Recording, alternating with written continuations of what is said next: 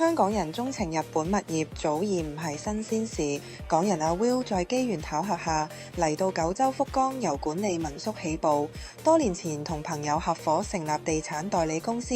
今次就請阿 Will 為我哋講解下公司客源分佈以及港人喺福岡置業嘅最新情況。喺個案上面啦嚇，即係嗰個成交嗰個number 上面啦，即係其實就比對比上年係少咗嘅，但係銀碼方面咧係大咗嘅。咁呢個亦都係個原因，亦都係因為多咗人買係自住，咁自住當然要住好啲啦嚇，自己用啊嘛，20% roughly， 咁但係嗰個銀碼咧就高於20% 㗎啦，一定係啦。大部分都係香港嘅客戶啦，不過可能好多香港客戶都係住喺世界唔同嘅地方都有嘅。咁例如大概可能我哋80% 嘅客人都係香港人啦。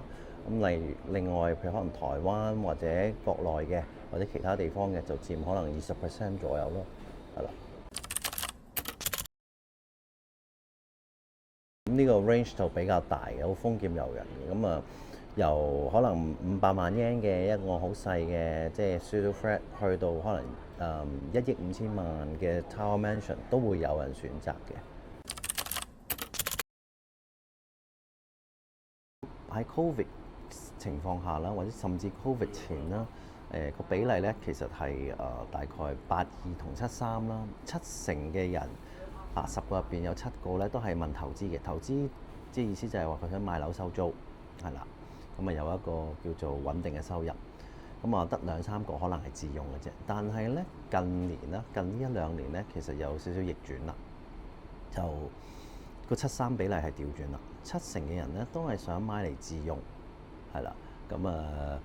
得2-3成啦嘅人咧都係買嚟投資嘅啫，咁呢個都比較特別嘅呢樣嘢，係啦。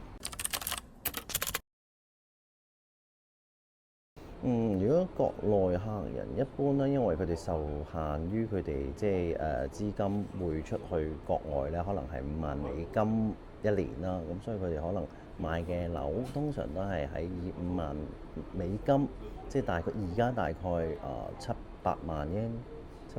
左右咯。咁佢哋通常都係喺呢個 range 去買，咁佢哋買嚟通常都係做收租投資多。係啦，咁啊就係因為限制於佢哋匯錢出國嘅時候，手續會比較麻煩，同埋有個即係5萬蚊美